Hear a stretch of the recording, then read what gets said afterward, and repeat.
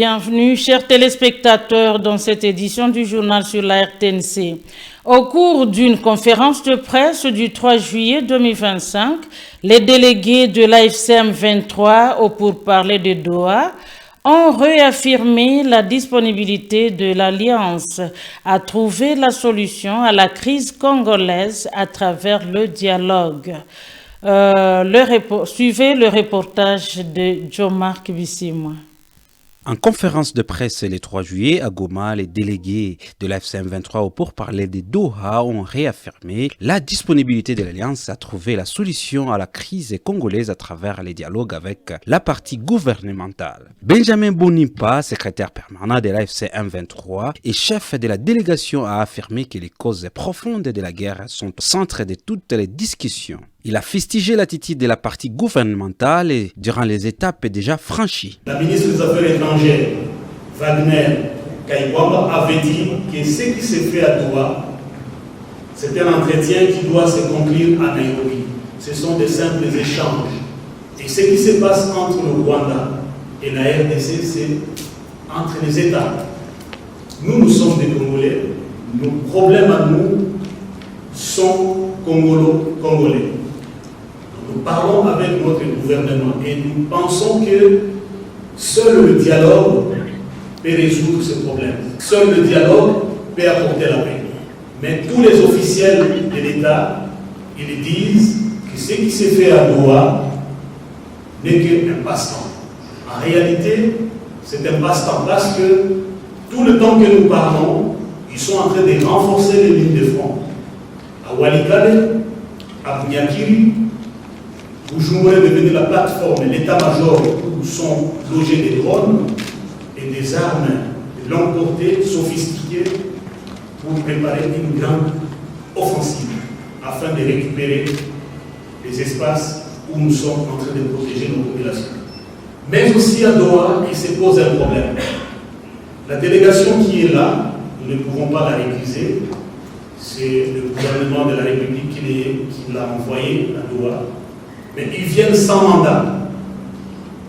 Nous ne savons pas ce que nous allons faire, discuter avec des personnes sans mandat. Nous, quand nous arrivons, nous présentons le mandat à la médiation. Mais eux, ils viennent comme des personnes qui viennent parler au nom de la République, mais qui ne sont pas mandatés par la République. Docteur Freddy Kaniki, coordonnateur adjoint de l'AFCM 23, a indiqué pour sa part que les solutions doivent être trouvées pour arrêter l'opération ethnique. Cette guerre a commencé à cause d'une discrimination, d'une exclusion d'un groupe de la population congolaise que les autres considèrent comme non désirables. On ne peut pas tolérer ou qu'on ne peut pas vivre avec. Et sur base de cette exclusion, la guerre est née. Aujourd'hui, cette population demeure indésirable. C'est pourquoi un avion civil est abattu à Minembwe alors qu'il acheminait des médicaments pour une population sinistrée, une population enclavée qui n'a plus de médicaments, avec les hôpitaux et les dispensaires qui ferment leurs portes aux malades parce qu'ils n'ont plus de médicaments. Cette situation est connue à Kinshasa, mais le programme ou le plan qui a été élaboré d'opération ethnique est tel que pour ceux qui ne meurent pas par balle ou par machette, qu'on les extermine par la faim. C'est systématique, c'est une mort douloureuse et lente, mais sûre.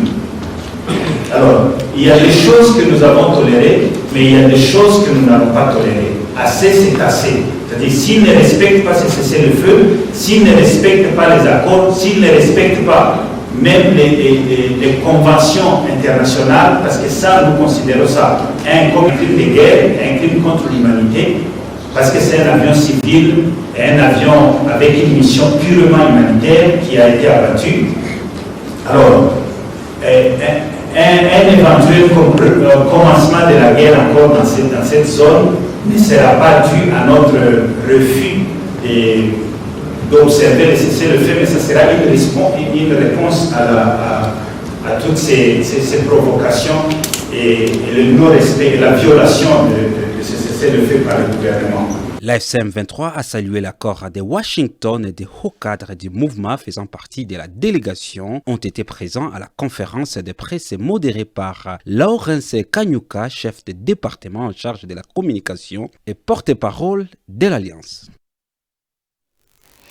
Les vendeuses au petit marché d'Ibouaka des articles de seconde main au niveau du camp Monzenze mènent leurs activités avec beaucoup de difficultés. Pas de clientèle et elles sont des fois victimes de vols à répétition. Reportage Laurent Nyangetaki. C'est avec beaucoup de difficultés que les vendeuses du marché Koweït Bouaka camp Monzenze évolue ces derniers temps. La présidente de ces sites de négoce, Madame Espérance Sikouzani, a indiqué ce jeudi 3 juillet qu'elles enregistrent des cas de vol à répétition, le manque de clientèle et leurs marchandises sont exposées aux intempéries.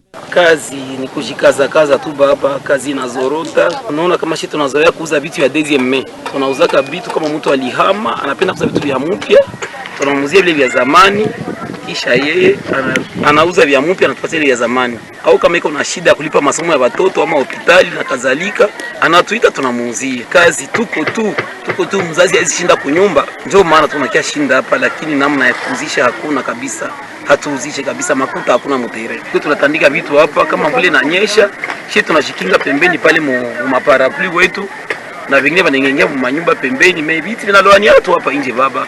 Hatuna gisi ya kufanya. Magumu tuko na magumu zaidi kabisa hii siku papa huko nakutana usiku. Acha vitu vyetu vinabakia nje hivi, unakia shikuta sema wanatuiba viti mbili, bana tubeba samu ya vitanda, tunakia shikuta asubuhi tutauliza nani hakuna. Sasa tutauliza nani baba? Kuna ile magumu kabisa ya kuibiwa sana. Vitu viko tu nje hivi. Japo tunajulikana na serikali yetu leo identifier na tujua très bien tuko na stati. Ici est de rappeler que ce lieu est réputé pour la vente des objets de seconde main. À Goma, certains hommes connaissent des problèmes d'impuissance sexuelle dus au traumatisme. Dema Mouzaliwa, psychologue clinicien au centre de santé mentale Toumaïni, a fait cette révélation le jeudi 3 juillet 2025. Il a ajouté que d'autres catégories des cas sont prises en charge à cette clinique suivant ses propos. Donc, suite aux événements, bien sûr, passés, par être malade. Et parmi les symptômes, bien sûr, que nous recevons, il y a des insomnies, des céphalées, donc des maux de tête, des insomnies. Il y a d'autres qui acquisent des maladies psychosomatiques telles que des hypertendus. Ils sont nombreux. On a trouvé beaucoup de cas, bien sûr, avec l'hypertension. Et ils ont tendance, bien sûr, s'ils ne sont pas passés, ils seraient arrivés directement à l'AVC. Vous voyez, c'est l'hypertension qui fait arriver quelqu'un à l'AVC. Alors d'autres, bien sûr, sont en train de passer avec ce problème-là. On est en train de faire de nous-mêmes pour qu'on puisse les épargner à ne pas, bien sûr, arriver à cet tableau-là. Ou on serait impuissant, parce que si quelqu'un vraiment arrive à l'AVC hémorragique, on va constater impuissamment et la personne sera en train de partir. Mais aussi, on trouve beaucoup, à cause des situations traumatiques que les gens traversent, une crise socio-économique actuelle qui paralyse vraiment la vie des Goma. On trouve que nombreux développent parmi les hommes, bien sûr, des problèmes d'impuissance sexuelle. Vous voyez, je peux dire même à 80% des gens acquis ce problème-là. Donc c'est suite aux problèmes psychologiques qu'ils ont connus, bien sûr, de traumatisme qu'ils ont eu à traverser. Voilà. Alors, les messages que je peux lancer à la population, la province du Nord Kivu, des sites Kivu, qui vont écouter ces messages, eux, des hâter parce que le temps est limité.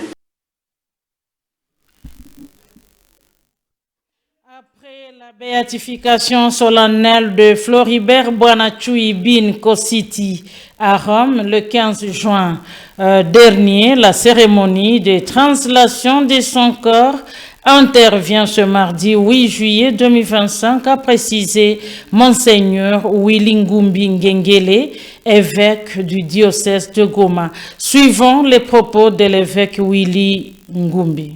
Deux choses ici chez nous.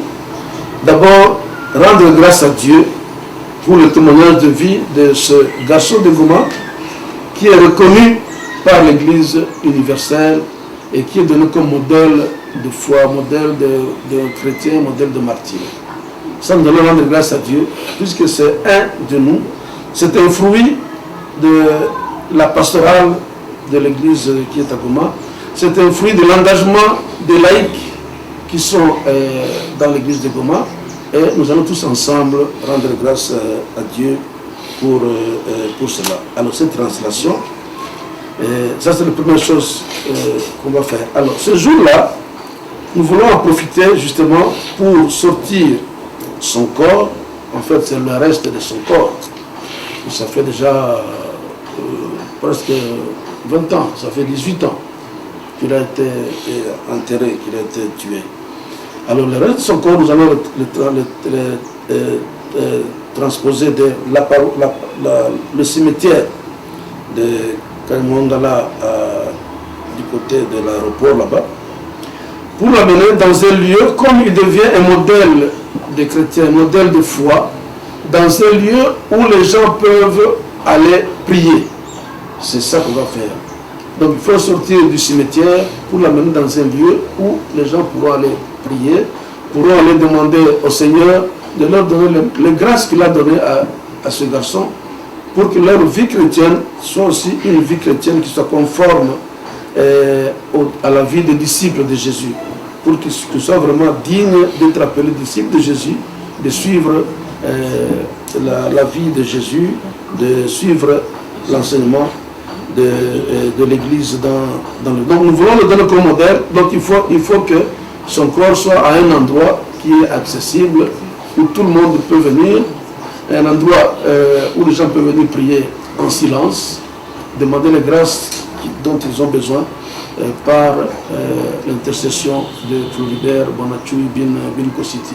Voilà ce qui va se passer. Alors ça va se passer, il y aura sûrement, souvent dans l'église on a l'habitude de faire des processions pour la translation des corps des saints. On va faire une procession. Ensuite, nous allons célébrer la messe. La messe au cours de laquelle donc, son corps va être déposé dans un lieu sûr, sécurisé, dans une église ou dans un espace. Là, ce sera dans une église où les gens pourront après venir prier Floribert Bonachui. Ce sera donc au cours d'une messe. Et justement, la messe, il y a deux messes. Ça, c'est la messe d'Action de grâce à Goma, le 8 juillet. C'est la fin de cette édition du journal. Merci de l'avoir suivi.